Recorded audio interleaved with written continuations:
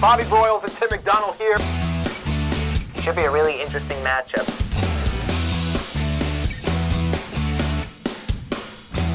Buckle up. If you're not watching, you got some problems. 8 teams down, 4 more remain. Welcome into the latest edition of 12 Teams in 12 Days presented by Geico. Bobby Broyles and Tim McDonald highlighting Stony Brook, a team that finished with 5 wins for the 3rd season in a row last year. When talking about the Seawolves, it's easy to start on the defensive side of the ball first. That unit again proved to be one of the best in the conference last year. I know, you think, is it a bad thing to start with the defense? If you're a defensive guy like Chuck Priori, it's not necessarily a bad thing. You talk about 3-5 in CAA football in 2015. All 5 of those losses came in succession. So you look at Stony Brook's schedule last year, it was a strange night. The Toledo game got canceled. Then you beat Central Connecticut State. You beat New Hampshire. You lose 5 straight games, all in conference play, which are obviously important games to lose if you're going to lose games. But then you end the season on a 3-game winning streak. So you take the season, I think, in an interesting way, because it really did feel like a weird stretch there where you look so dominant. You have Stacey Bedell. He's healthy for Central Connecticut State. 3 touchdowns rushing, well over 100 yards versus New Hampshire. Then he rushes for 193 yards, has another touchdown. But then you lose 5 straight. Like I said, William Mary, James Madison, obviously not easy. Towson, Maine, and Elon.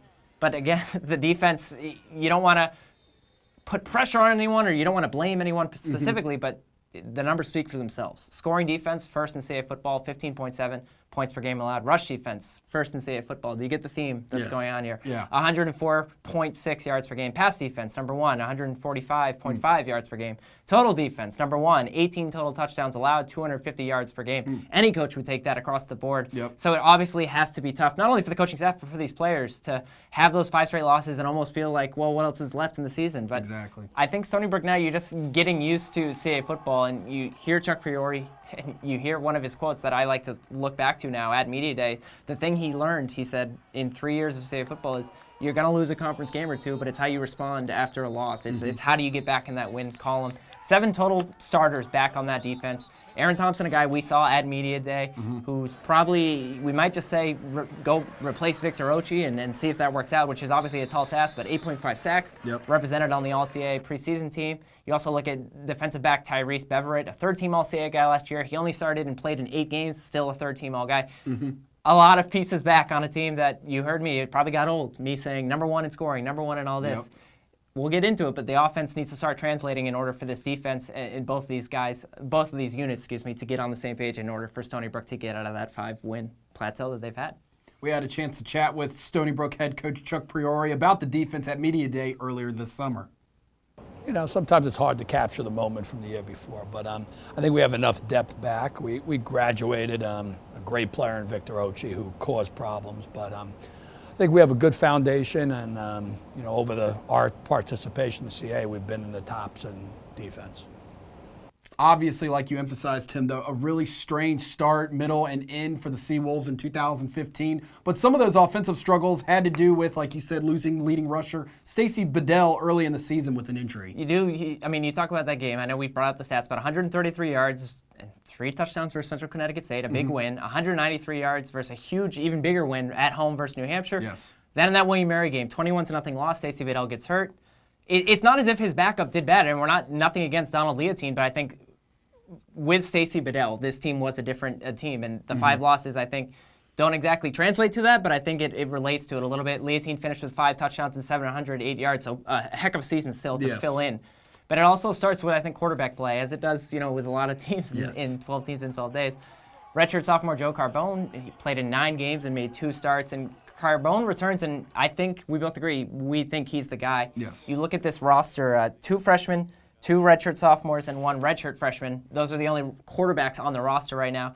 Carbone had 2 touchdowns passing and 8 interceptions, but he also had 4 rushing touchdowns. But that pass offense, 148 yards per game and 8 total touchdowns. You got to expect a little bit more production from that team, especially when you realize, too, Stony Brook, so many years we've seen Stony Brook maybe have a guy for a year be a stud and not be back, but Ray Bolden, the wide receiver, he's back. Obviously did enough last year, 68 catches, 765 yards, and 5 touchdowns. He's back, an All-CAA preseason pick on the wide receiver position, which is great news for Stony Brook.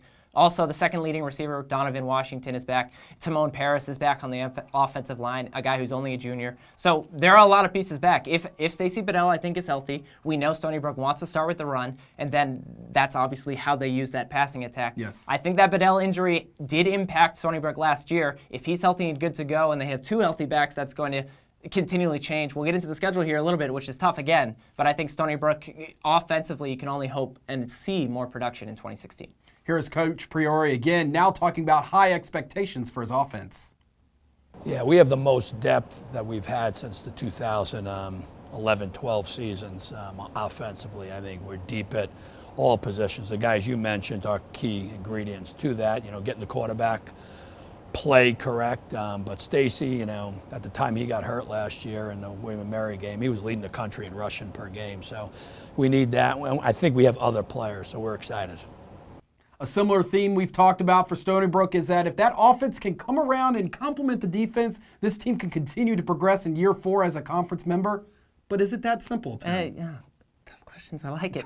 I don't know if it is that simple, but it sounds simple when we're previewing here and we're sitting in front of a camera and all they have to do is get the offense to come around and everything will work out. Exactly. It sounds simple, but there's a lot of more factors that go into it. I mean, let's start with the 2016 schedule. Incredibly hard start. I would argue this is one of the hardest starts to an FCS schedule across the country. I know maybe I'll get some slack for that, but you start at home versus North Dakota, not North Dakota State, North Dakota, a team that I think got gypped from the playoffs last year. Then you head to Temple, an FBS game, a Temple team who last year had a phenomenal season at the FBS level. Anytime it's an FBS game, it's hard, but a very good FBS team in Temple. Then you come back home for the conference opener, okay, versus Richmond, though, the defending champs, a team that went to the FCS semifinals.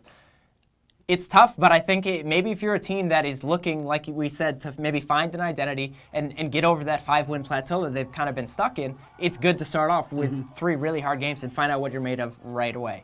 6 home games up and down, 3 of the 4 of those games to start are in September. We also see Sacred Heart on the schedule at home, Rhode Island at home, William & Mary at home, and Maine at home. I look at the tough stretch, though, again, after those home games and after that brutal start to the season, at Towson on October 8th, at Delaware on October 22nd, and at New Hampshire on the 29th. Again, it goes back to what Coach Priori said. You're going to probably lose a league game or 2 in CAA football when asked about what has he learned since he's been a head coach. But it's how you figure out and find ways to win the next week. So for Stony Brook, I think it's simple.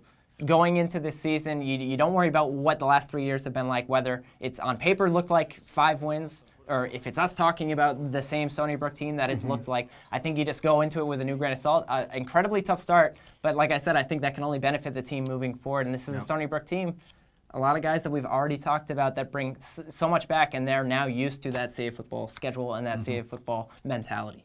The Seawolves open 2016 at home versus North Dakota on Thursday, September the 1st. Kickoff time is at 7 o'clock. At Media Day, our crew sat down with defensive lineman Aaron Thompson to talk about his game day experience. That's the latest one-on-one feature that can now be seen on CAAfootball.com as well through our social media platforms. Tim and I wrap up the week with the Towson Tigers, so be sure to check back tomorrow. Have a good one.